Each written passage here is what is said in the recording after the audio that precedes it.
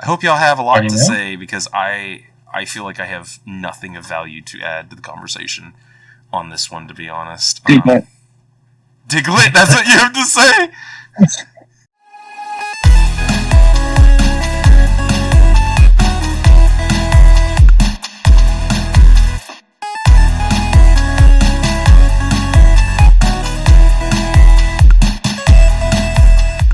Welcome, gentlemen, to the prestigious Poke Podcast, where we have gone from 13 whole viewers to 70. I think Mom showed this to her swim club. I'm Dalin Malna, and with me are my co-hosts.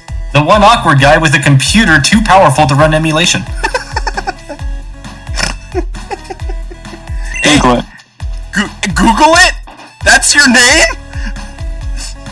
I said Diglett. Oh, Diglett. I thought you said Google it. Oh gosh, why did I say Google I thought you were implying you were so famous that we could just Google you. Okay, well, hey, fellas, it's been a hot minute, actually. Yeah, we've had. Oh my gosh, I just want you to know, right this second, I pulled up my game again for notes just to be able to look at my Pokemon stuff. What do you think the first thing happened as soon as I hit start and load in? You got a phone call from a trainer. I did, in fact, get a phone call from youngster Joey. Hey, my Rattata's looking awesome. I wish I could show you. Oh yeah, I managed to beat a tough Pidgey. Need to make my party stronger. See you later. Click. Alright, so Joey's calling in as a special guest this time. Fellas, it's been a hot minute, and we are feeling poketastic about this. I think we're all just having a grand old time, and we have gone through some hardships and come out the other side as stronger and wiser men, I think. So, without further ado, you guys ready to talk about... I gotta do this, that's right, you told me. Christian, are you ready to talk about your Pokemon adventure and how you became the leader of the Johto region in the Elite Four? Abso-Pokalutely. Oh man, wow, okay. What about you, Austin? Insert funny phrase here, but yes. Yeah, okay. Alright, honestly, I've been stalling because for the life of me, I cannot remember who the 7th gym that we fought was. Do either of y'all remember? That is a very good question. What? I don't even remember what type. I remembered the type of the 8th gym, but I'm trying to remember what was Gym 7. Pokémon. Was that the little girl? He had... I think it was Gym... Yeah, that one was... Gym 6 was the little girl. Yeah, but Gym 6 was the 7th one we did. Remember? Because we did the 7th one, because of how it is. Yeah, you're right. It was Olivine, yeah, Jasmine. She was a complete pushover. It's why I didn't remember her, because she's interesting, because you can basically, and I don't know if Christian did this, in fact, I'll ask him in a second, but Austin and I definitely did this, where we basically cleared, like, the dungeon portion of her, gym already. Like, because you can go up and do, like, this whole tower and get to the end, like, where you meet her, and she's like, I can't fight you and do the whole gym thing. My Pokemon's sick. Go get medicine. And then that's in Mahogany Town, where you fight the 7th guy, basically. And you get the medicine, and you go back to her, and then, like, you've already fought all the trainers and done all the traps, and she's like, okay, I'll fight you. And it's just literally, like, a short little straight line. And then all she has is two level 30 Magnemites and a level 35 Steelix. Like, that's it. She's like an absolute gimme. So, I mean, I feel like it's obvious. Well, okay, Christian first. Austin and I believe did that. Did you do her in the right? Like, did you do the whole thing and then have to come back, or did you not even go up her tower until like you were ready to do her gym badge? I did it all and had to come back. Okay, yeah. So that was all of us. Because Austin, you were the same, right? Yeah, I was. Yeah. So that was. We all had that experience. And. I don't know. We all forgot about her, so I guess it wasn't that memorable. It's kind of... I don't think she gave any of us trouble, right? No, the most memorable thing, coming from my side, was the design of that place. My poor character, the kid, has so many broken ankles trying to traverse that place because you have to drop through the ceiling in order to move around in it. It's ridiculous. Yeah. Who designed that her building? Tower, yeah. The nice little shortcuts. I don't know. I don't have much to say about it. Like, look, this game has been fun, but there's not that much different about it from Gen 1, I'm feeling like, in terms of at least this far in. We kind of went over last year. It feels like last year. Last episode.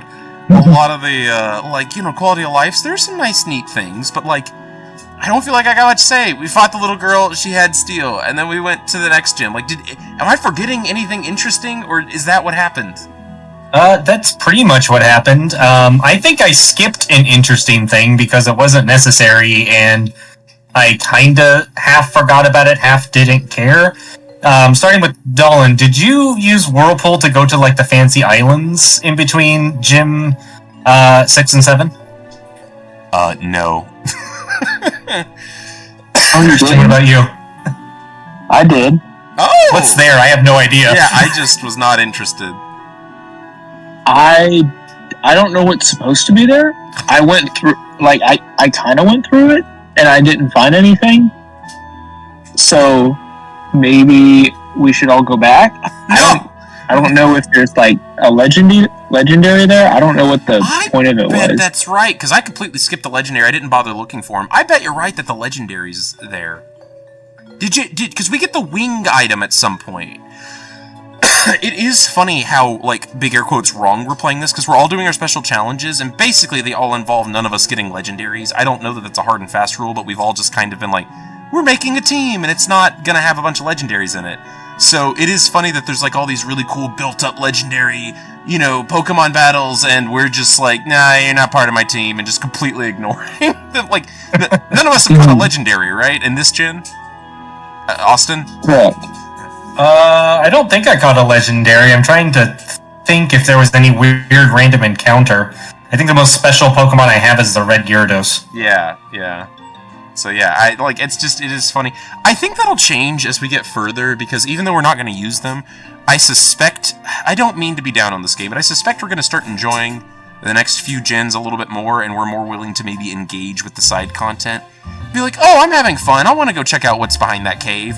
But, like, I don't know about y'all, but I'm kind of, like, laser focused on the next goal, and I'm not, like, really, I don't mean to be down on the game, but I'm not, like, super immersed in the world of Pokemon, so I'm kind of like, okay, what do I need to do next? Okay, get that, and I've engaged with a little bit of the side content, but almost exclusively when it was, like, required to get, like, one of the Pokemon or a move I wanted or something. I haven't really just wanted to wander around. Christian, have you went and visited the island, so have there been other places where you felt engaged enough to want to explore, or just kind of accidentally wandered into a couple things? I've accidentally ran into Suicune like 6 times. I think that's mandated, right? By the plot? I think so. Like, I don't know what I'm supposed to be... I honestly don't know what I'm supposed to be doing with it. Because it's just, like, randomly on a path or randomly under a tree. And I'll just be walking, and then it'll just jump out from under the tree, look at me, and then bounce away. And I just don't know what to do with that. There you go. Isn't Suicune supposed to be a little bit more important in Crystal? I know Austin and I haven't run into that, at least, but... Okay, I had no idea what he's talking about. No, I do know about this. I read about this. So, because he's got the special 3rd version, one of the story changes is that Suicune gets more importance. And I was like, what does that mean? And apparently it means he just hops out in front of the path, growls at you, and walks away. So, riveting things. Yeah. That was why I said... Like, I think I'm thinking I'm going to fight him, but never does. I think you have to go find him to catch the legendaries. I think, like, catching Suicune and maybe the others, like, unlocks the ability to catch Ho-Oh and Lugia, which would be significant if we cared about the legendaries. But for us, it does. I think, like, they're trying to, like, set him up as kind of like the boss gatekeeping, like, the legendaries, but since we're not really engaged with that plot line, I feel kind of bad because, like, we are adults playing a children's game, and we're not rushing through it, but we're not, I don't think we can't play it the way it was intended. But we are clearly not judging it on the merits of when it was released. We are looking back through a modern lens, and so some of the stuff just does not hit as hard. Because imagine how cool it would be if it's like the second Pokemon game ever, or gen ever, and like, dude, this legendary keeps popping up, and I think it wants me to, like, find it and, like, have a duel to the death with it. Like, that'd be so cool in, like, 1990 or, I guess, 2001 or whenever the Crystal came out. But, like, nowadays, it's like, that was weird. I want to go to the next gym, please. Thank you. Yeah. But, yeah. Yeah, that has me both excited and terrified to revisit Gen 4. Yeah, I wonder how it's gonna hold up. I haven't played it since I was 16's got to be the last time I replayed it, I think. No older than that. So, golly. Wow. And I am... Oh my gosh, that was more than a decade ago. That was nearly 15 years ago. Yeah, I don't want to think about that. So old. Okay. Ignoring the insurmountable procession of time, Gym 8 was Dragon Gym. And, Austin, any super strong thoughts about the Dragon Gym? Only that it was finally the time where I took damage. Virgil was getting super effective hit a lot. I think there was some Dragonaires inside that gym that decided to show me. Yeah. 3. And they were like, hey, Virgil, what's up? Take this. And started dishing out some hurt, but it wasn't enough to stop me. Still first time, trumped him. I'll say my opinion afterwards, but Christian, any strong opinions, thoughts about the Dragon Gym? The Dragon Gym, honestly, I didn't really run into any issues with it. Yeah. As far as I can remember, at least, I think I got it all on my first try. Yeah. No, that's so. I wrote Garmin Sweep as my note under the Dragon Gym, so I guess it wasn't a problem. But there are two things that crack me the heck up about this that are worth, I think, noting. One is that I love that they really, like, I know there are fewer dragons and they're strong and they're rare and blah, blah, blah, blah, blah. But it cracks me up that there are so few dragon types that every gosh darn time, like, a dragon user shows up, they just spam some version of, like, Dragonite or somewhere on its Dratini, Dragonair, Dragonite, somewhere on its evolution. They just spam it 3 times because there aren't enough Pokemon for it to, like, have a dragon team. They're just like, here's the one dragon Pokemon, like, 3 times in a row. And it's not even its whole evolution. It's just they pick one variation of the evolution based on how hard it's supposed to be and just keep spamming it and, like, maybe give one a different move. Like, yeah, Surf, Thunderbolt, Ice Beam, and everything else is the same about them. That, like, cracks me the heck up. Oh, and the second thing that was funny as heck about this is you frigging beat her, and then she's like, I don't acknowledge you. Go do this, like, go do this stupid, like, errand for me, and then I'll get you the badge. And I was so furious, but then, like, the errand is, like, 5 feet away.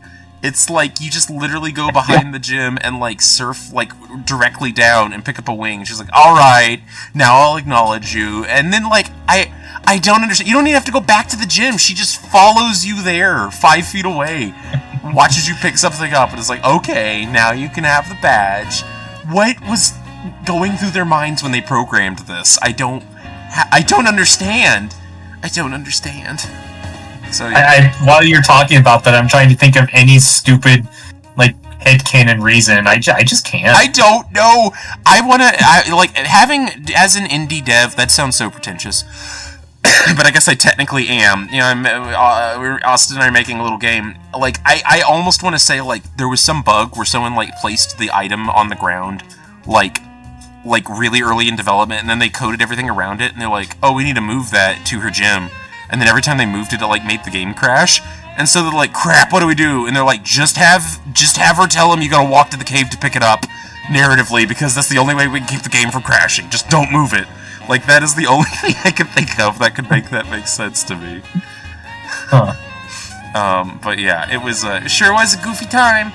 And then, I don't know, yeah, then we, getting to the Elite Four was a little bit funny. Because, we had some trouble, didn't we, Austin, trying to figure out exactly what's the right way. Isn't that right? You got a story to tell. Yeah, I spent, quite a long time trying to figure out where to go, because I'm thinking, logically, I went to the last gym location. Yeah. I'm like, okay, so there's one route that I haven't explored yet. That's probably where I need to go in order to access, like, Victory Road and Elite Four, so I start going south. It goes back to your first town, too.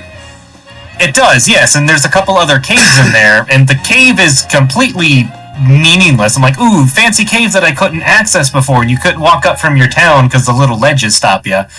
But the cave just kind of takes you right back to, like, town 2 or 3 or something like that? It's just a so that Yeah, it's a shortcut back, and then so I just kept going up and down it multiple times, and I ended up spending an entire hour trying to figure out where in the heck to go. And I think it was either you or Christian had to tell me like how to actually go because I just gave up. I don't remember either. Christian, was that you? Because I don't remember which one of us told him.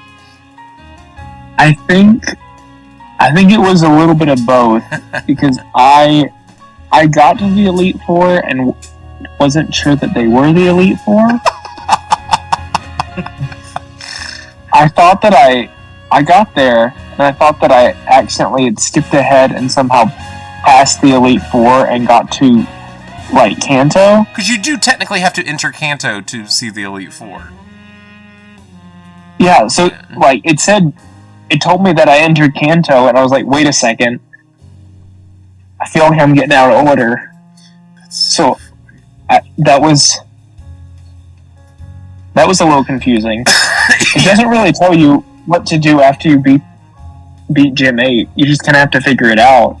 My favorite bit is like the map is just like the way it is, and he was like, "Where is it? I've been over all this darn map." It was like, "Go to the right of the town," or someone. One of us said that. It was like, "Go to the right of the New Bark town." And you go right, and it's just like another map pops up, and it's like, oh, victory. Okay, yeah, I found up in our note, our communication, because we actually talked about that in text chat. It was you, Nolan, who found it for us. What nonsense did I even say? And also, we were talking about how Rock Smash is apparently not an HM and not required for the game at any capacity. Oh, yeah. Yeah. Any strong thoughts on like Victory Road, Christian? As you went through it, was it tough? Was it memorable? Did it wow you? Were you stunned? Amazed? Like the road itself, I didn't really have many thoughts on it. It was just kind of like a trainer and a trainer. Mm-hmm. I had an issue when you get in the cave part of Victory Road. Right. Because you basically only encounter like Geodudes and like golems, and they're just all using self-destruct. And then when you think, okay, great, I see the exit, I'm out, your rival shows up. Yeah, he does. I've been memeing on, because you warned me about that, but I've been memeing about rival jump scares now. He shows up at the worst time, but then doesn't battle you. He shows up at the worst time and does battle you, finally, at the end of this. Yeah. Yeah, no, I saw my notes here, which is our conversation. I guess it was Two Thumbs and was absolutely wiped by the Indigo Plateau. And then you put me! And you said, how far did I make it? I said, not even to the rival. And you're like, oh, Victory Road got you? I said, I don't have grass type coverage, and there's a lot of grass types. Oh, man. Oh, yeah, and everyone was level 30. Oh, yeah, you said odds of me beating the Elite Four champion are very low. I'm getting bodied, and I put level 70 Kang. What level were you when you actually beat the Elite Four, Austin? I should have a screenshot of my highest level at that, and the 60, other one was just like one level above it. Yeah. Or one level below it, actually. It was like level 60. Yeah, so it's like 59, 58. Yeah, okay. Were my levels. Nice. Crack me up, yeah. Oh, man. Yeah, that was rough. So we get there, and the problem with the Elite Four is, like, the previous highest Pokemon... Yeah, the highest Pokemon in Gym 8 is level 40, right? And then the champion is level 50. That's a level 10 jump in difficulty, with no events or grinding in between. And frankly, I was also level 30. I was already under-leveled for Gym 8, because the previous gym before that was 31. So for my leveling strat, I wasn't allowed to get above 31. And then I could go to, 40 or whatever, but, I was still very underleveled. I was in my mid-30s when the champion's level 50. So, quite frankly, I was very underleveled. The Indigo Plateau did kick my butt, and then when I finally got to the Elite Four, I wasn't even close to winning. I straight up, for, multiple hours, I think 4 hours, just went in knowing I was gonna die. I could beat like the first and maybe the second, of the Elite Four, and I just like flung myself into them for XP grinding, thinking very sadly about the fact that there's a friendship mechanic, and the more you die, the less your Pokemon like you, and thinking about how much they must hate me by the end of this. And then, so you, did you both get bodied? I guess I'll ask first, but did y'all both get bodied by the rival, and then how did the Elite Four go, Austin? Okay, so rival, I bodied my rival. Nice. I was pretty much fresh, because I just ran away from every wild Pokemon encounter, so I never had to deal with self-destruct in any capacity. So just walking around, beating trainers, like, oh, hey, rival, bye, rival, and moved on. My Virgil and Dante have pretty good power over him. And, oh man, the Elite Four. At least, finally, I get to see them. Last gen, I obviously did not get to see them. Yeah, this is a whole new experience for you, huh? Very new experience, yes indeed. The first Elite Four member wasn't too bad. Yeah, Will, right? Trying to remember what types they all were. I had them perfectly memorized when I was Dark. Doing it. He had like a Zacian. No, Dark was the last one. Wait, I think this was Psychic. Yeah, Will was Psychic. Yeah, this one was Psychic. Wait. And it wasn't. Oh, you're right. Will was Psychic, but he had a bunch of. He had Xatu, Jinx, Executor, Slowbro, and another Xatu, right? That might sound right. Yeah. I don't remember all of the Pokemon I looked him up. I think that's right. Yeah, so that one wasn't too bad. Because aren't they weak to? Are they weak to normal? I don't remember. Is that what they're weak to? I know I had some move that was super effective against them. Which Bite is dark, so you probably used Bite. Okay, yeah, I bited them to death. Yeah, I just kept using Dante and went bite, so I had a good breakfast for the first Elite Four member. And then the bane of my existence for trying to complete them was the second trainer. Funny enough, the first time I fought him, I wiped the floor with him, so I didn't think much of him. And then the third one gave me a little bit of trouble. The fourth one gave me a little bit of trouble. And this was just like beginner's luck through the Elite Four. I got through the first of them, all four of them on try one. Yeah. And then got absolutely bodied by Lance. Didn't stand a chance. Got reset, and then that is when my nightmare began, because then the Elite Four were warmed up. Yeah. The first one gave me a little bit more trouble again, and for like at least 6 attempts, I couldn't beat the second guy, because he decided to bring out his new legendary Pokemon, Crobat. Yeah! And that Crobat is the most powerful Pokemon ever to exist in the world. Yep. It would just... It's like, if I know I can't one-shot kill it with my Pokemon, even though I'm way higher level than it, but it would just start spamming Double Team. Yes. To the point where I can never touch it, and then it just uses Toxic on me, and I die.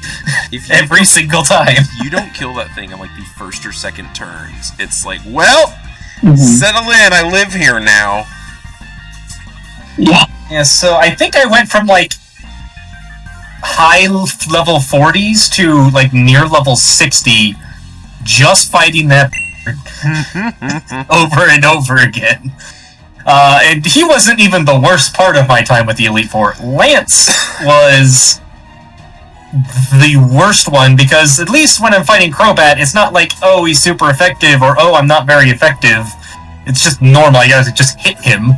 But Lance is like, hey, I'm going to always hit you with super effective moves because I happen to have the perfect moveset to counter your two Pokemon, being a water and fire type. And that was very rough dealing with Dragonair over and over again with that kind of power. Yeah. I sent the 3 pictures of literally Lance's last Pokemon in this round, which was Aerodactyl. It says, my last Pokemon was Furlonda. Furlonda fainted! And it's a picture of the fight, and then it's a zoom in, and you can't see anything, and it's a final zoom in, and there's like literally like a single pixel of health left, and I was just like, and then you put the emotional damage clip. I wanted to throw my Steam Deck when that happened. Oh my word, I was so mad. Oh! I was like, I was laughing. I was. Oh my word. Yeah. I never had a moment like that. Thankfully, it was always just I either get halfway through their roster and then perish, or I beat them. Mm-hmm. Is how it kind of was. Because if I was defeated by the second guy, it was halfway through when he threw his Crobat out, and it was just like I was done. And when it came to Lance, he always beat me when I got halfway through his Pokemon roster. And the finally time that I broke through that, I was spamming healing items, by the way. There was literally zero chance I was going to make it to the Elite Four and the Champion without using a healing item once. That was never going to happen. And once I finally broke through the Dragonair curse, I had a shot. But Christian, you had like the hardest time, I think, right? Because you're... Remind everyone what your challenge... We know what your general challenge is, but remind them specifically how it applies to the Elite Four, please. Well, not even my challenge, because I'm not emulating, I don't have fast forward, so grinding takes so much more time. You gotta do it in real time. Yeah. But my challenge is, if I'm in a quote-unquote gym or battle arena, I can't use healing. I can't use items. So, like, no revives, no healing, no anything. The only thing that I can use is things that my Pokemon can hold. So, I had to take on the Elite Four and Lance with no healing, no revives, no anything from start to finish. And that, man, let me tell you, that was a challenge. I cannot count how many times I attempted the Elite Four, and the very last time, when I finally got through it all, it was because I made it to Lance with all of my Pokemon over half health. Yeah. Because on almost all of them, I was able to one-shot. I got to the point where I could one-shot by balancing out type differences with each of the Elite Four. And you're... oh, sorry. No, go ahead. And you're on the switch type instead of set, like I am, where when a Pokemon dies, you're allowed to get a free trade out, right? Yes. That's the only way I can see you being able to do that. Yeah. So I switched anytime a Pokemon died. So, like, if they were throwing out, like, for example, if they were throwing out for Will, if he threw out Executor, Execute, well, he's grass type, so I would use that to switch to Johnny. Here's Johnny. And, like, same thing with if they were switching to Jinx, I switched to Whoop-de-Whoop because Earthquake one-shotted her. Oh. So just like things like that, just balancing types was the only way that I made it. Otherwise, I probably would still be attempting because I wouldn't be high enough levels to beat them otherwise. Yeah. But in the end, you find... And hey, you know what's exciting about this too? We're not done yet because we have... I guess I'm revealing this early. We are deciding that we're going to do the post-game. But once this is done, your next set is going to be emulated. One way or another, whether it be through modified hardware or not, which means fast forwarding becomes an option for you. And I think that's pretty exciting because I don't know how high I'd rate these games if I couldn't fast forward. I'm going to be honest. Like, we're kind of... sorry, a slight tangent. Part of the reason I believe in allowing us to fast forward, though, is because it's like I said kind of near the beginning of this, we can't go back to early 2000s, late 90s and experiencing it like it was intended in the moment. And so you lose something. You're not there with your friends on the playground, trading, learning, it's not all new. And so you lose that. And so if we're going to have to be stuck just because of the way time works, with kind of it working at that handicap where we're not playing it the way it was intended, I want to counterbalance that with, if we have to have modern inconveniences of not getting to play it the way it was intended, I want to allow for the modern conveniences to try and balance it out some and give it a chance. Because since we can't remove the bad, we might as well add the good, is kind of what I feel. So even though we can't do the fun trading and playground stories, we can fast forward through the ridiculously slow grinding. But yeah, that was a side tangent. I don't know. But we did all eventually beat the Elite Four and Champion, did we not? Yes. Yeah. So that was a pretty exciting moment, I think. I don't know. It's funny. It doesn't feel as gargantuan as in Gen 1, but that's because we know about the post game and are like it doesn't feel like the game's over. Like the other one's like, "Oh man, big challenge. We did the thing." But like it is interesting. Imagine pardon me. Imagine what it must have felt like to get to the end and be like, "Oh, cool. I beat the game. That's neat." You know, and then not know, or like have just heard playground rumors, and it's like, hey, want to do the first game again also? Or see how things have changed, and being like, what? Like, how mind-blowing that must have been, you know, for the initial kids playing this. I can't even imagine. Like, it's such a cool thing to add in. We're not there yet, but I know we're headed for it, and I guess that's one of the last things I'll ask, unless you guys have some other stories or things I've missed. But like, what are y'all really excited knowing that we're going to revisit Kanto? Are you feeling a little apprehensive? Like, man, this game's kind of going on a little bit longer. I kind of am ready to move on. What are your feelings going in, Austin? You know, going into the post game with Kanto. I'm not the two things that I'm looking forward to. One is just kind of I don't think is going to happen, just because of storyline. But the one that is there is being able to battle Red and having that epic battle with my team to see how they will handle that kind of a challenge will be interesting. And then the kind of copium thing that I was looking forward to that I highly doubt is there is, since we're going through the gyms again, and it's supposed to be like them later on and stronger, I wish I could. I don't know who took over Giovanni's gym, if it was taken over by someone else, but I really wish I could beat up Giovanni right now. So you want to at least beat up his successor, huh? I want to beat up Giovanni. I want my revenge. I promise you this. I think I've talked to you some, so I don't remember how much I've spoiled or not. I won't say if that's going to happen here or not in this generation, but I do promise you, as we go through, there are chances to fight Giovanni again in the series. At the very least, we're gonna hit the remake eventually. Does that mean I have to go back to Pikachu? Yes, you know what you must do. You know. You know. Alright, what about you, Christian? Are you super pumped, or just kind of feeling feeling a little bit worn out, or where are you with the post-game excitement or lack of, therefore? I'm excited because I just think this is a really cool, fun feature.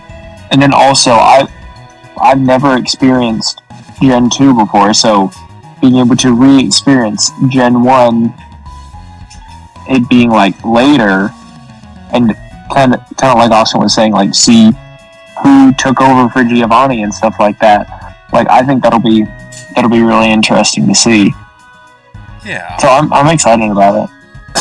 That's really cool. Yeah, knowing Pokemon, I have a bit of a bittersweet, because I think something I've discovered, and we've played other games, but even just this far, is Pokemon is the master of, like, having the coolest ideas ever, and, like, conceptually being amazing.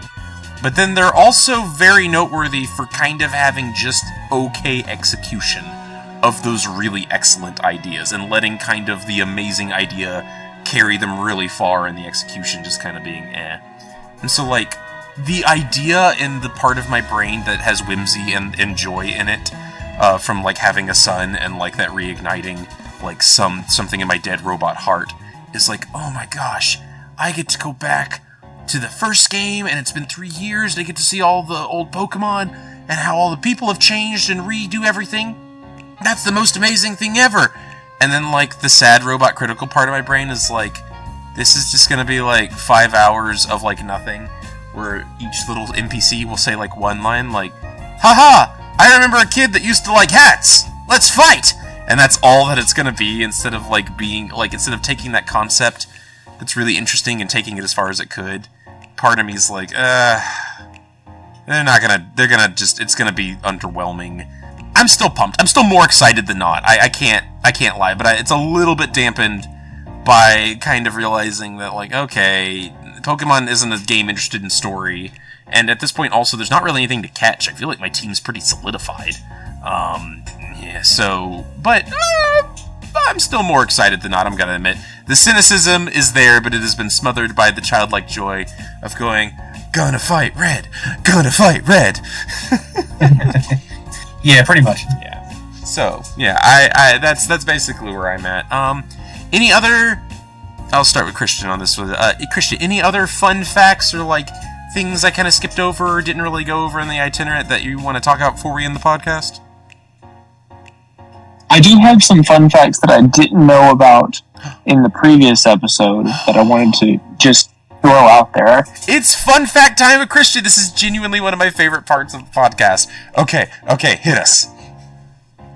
I enjoy this just because, like, I try to look for something that I didn't know prior to going into this. Mm-hmm. So, the palindromic Pokemon, Giraffig, I think that's how you pronounce it.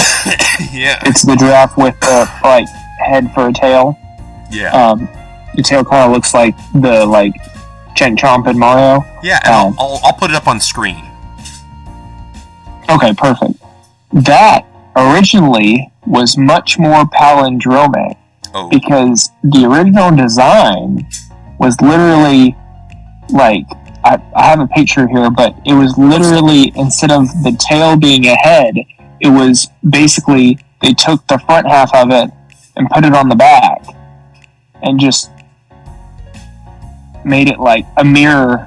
Like, if you put a mirror in the center of a horse, that's what it looks like. That's horrifying. But it's a really weird image to look at, so I'll definitely send that to you. Oh my gosh. And then I got another fun fact here. Hit me. I know we talked about last time Meryl being Water Pikachu, Pikablue. Yeah. It was originally pink. What? The original design had it pink with smaller ears and no zigzag in the tail, so looking a little less Pikachu-esque. Interesting. I wonder if after the success of Pikachu being the mascot, because he wasn't originally supposed to be the mascot, it was going to be Jigglypuff, but after Pikachu kind of ended up being the mascot, I wonder if they went, oh, that looks kind of Pikachu-esque, and like, maybe we can tweak it a little bit to make it... Oh my gosh! Austin just posted the beta image there, and that is horrifying, and I don't like it. I think they did good by making it what they did, actually, because that upsets me. See what I mean? It's like they cut a horse in half and put a mirror there. That is exactly what it looks like, and I don't like it. I think a lot of the beta sprites are neat. I think all that's like the leaks on all the interesting beta sprites are neat to look at. But I gotta be honest, almost every time I've been like, yeah, no, that's better what they landed on. Glad they did another run at that. Yeah. Oh my word. No, I agree. I just think it's so interesting. Yeah, I love that. I do wonder if that Meryl fact was because they're like, maybe we can make it more like Pikachu, and people will like that. Although, not that I know Meryl, as far as I know, didn't really catch on. I don't know anyone whose favorite Pokemon is Meryl. Yeah. Maybe, though. I think it's pretty nifty. Any other fun facts, or is that it for this episode? Last one, just another little something. Yeah. So, one of the founding members of Game Freak that makes Pokemon, I may completely butcher his name, Junichi Masuda. Yeah, Junichi one of the founding members. Yeah. What you said. His favorite Pokemon from Gen 2 is Pichu. Oh, I could see that, because it's like... you know, that's a feature we didn't even really talk about I guess we should. Sorry, I was going to end the podcast, but it's worth mentioning real quick. We didn't really engage with this, but they added breeding in this game. That was not in the first game. This is the game that added breeding as a feature. So you could get, and to emphasize that fact, I was reading that this morning, to play off of your fun fact, that's why they added baby Pokemon to this one, was to really emphasize and make people, like, want to engage more with the breeding aspect. And it's actually funny. So, the mechanics of breeding in this are you put two Pokemon that are, like, compatible and are of opposite genders in a daycare, and you come back and there's an egg, and it's usually, I think, the mother's, but it could be one of the Pokemon, and it can inherit, like, stats and things, and you can, like, make really perfect eugenics Pokemon if you want. But a fun fact is one of the Pokemon that's really highly loved for breeding is Ditto, because it's compatible with every Pokemon due to, like, its nature. And the first place and one of the easiest places to catch Ditto is actually right outside the daycare in Gen 2. So they really wanted you to engage with the breeding. That's also why they give you an egg early on, so they can be like, hey, you can go get more eggs, you should totally try this. Of course, we all staunchly ignored it immediately, as we are wont to do. But, so thanks for mentioning that fun fact. A, because I love it, and B, it reminded me of that thing that we kind of skipped over that I thought was an interesting, aspect. Yeah. I guess nice even 3 will end there for now, but thank you for the fun facts. I always appreciate those. Of course. Austin, anything we kind of skipped over, or just a random thought, or anything that you wanted to toss out before we wind down on this one? Yeah, random thought category. I'm kind of curious what ended up happening with the rival that I just ended up calling Scum because he was a mean boy. But he's just like, is this cringe loving your Pokemon the actual right answer to power? Bah humbug, and ran away, as far as I remember. So I'm like, what happened with him? Do we see him again? Did he turn into anything? What was the point? Will we find out next time? Yeah, that's a good point. I didn't even talk about it because I didn't think about it. He does kind of have a very abrupt end to his arc, where, yeah, he's been like, power, power, power, as we've all said, and then, like, he's like, oh, maybe the true power was the Pokemon we enslaved along the way. But you're right, he didn't really get a very satisfying, even Blue, in the first game, or Gary, or whatever you want, like, at least kind of gets a dressing down by his grandpa, is like, dude, stop being so overconfident, like, come on. And it kind of has a narrative arc end by being beaten, but, like, you're right. He just kind of is at the end of the Indigo, the whatever, the Victory Road, basically, and then is like, bye.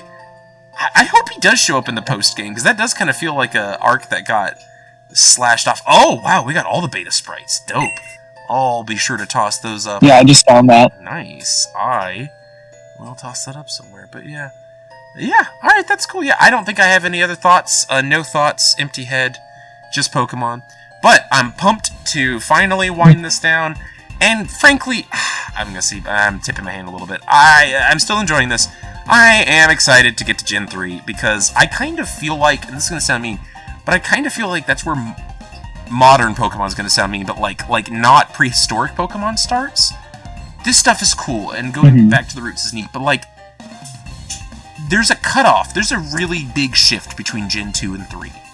Gen 3 is where you could take Pokemon from Gen 3 all the way up to the modern Switch games. Well, maybe not, because they shut down some of the eShops, but presumably, until they shut down the eShop stuff, you could really transfer Pokemon from one game to the next, and you couldn't do that in 1 and 2. 1 and 2 kind of feel like in their own little pocket, kind of separate from what was going on. And it's the end of an era, and this has been neat, I have enjoyed it, but I'm really more excited to get to the era that I played as a kid. So I'm happy to do a little victory round around Kanto. I'm looking forward to doing the post-game. I don't regret us deciding to do it, but I'm feeling the itch already to move on, so I'm pretty pumped to head off to the next adventure. So yeah. Guys, thank you so much for meeting me again and just doing this and taking all the time to do this. I really appreciate it. Hey, one other thing I'll toss in for the poor viewers. I know I keep saying one other thing, like in the dang podcast. We talked about this a lot, and they don't seem, Austin and Christian don't seem to have a preference, so I'll ask y'all. Were there other games we want to talk about too? There's a long list of them, and we'd take suggestions from y'all, but we also want to go through all the Pokemon. Would y'all be more interested in us just sticking to Pokemon and doing one gen after the other until we finish it, and then starting another series after we finish all the Pokemon games ever? Or if y'all are listening and want to comment, would y'all be more interested in us maybe bouncing around, as we were looking at maybe, Castlevania or Resident Evil or some of the other stuff like that, or anything y'all wanted to suggest that seemed interesting. But viewers, if you're interested enough to comment and would like to see us do some other games, let us know if you'd like us to tackle those games after we finish all of Pokemon, or would take a break, after, Gen 3 or something like that.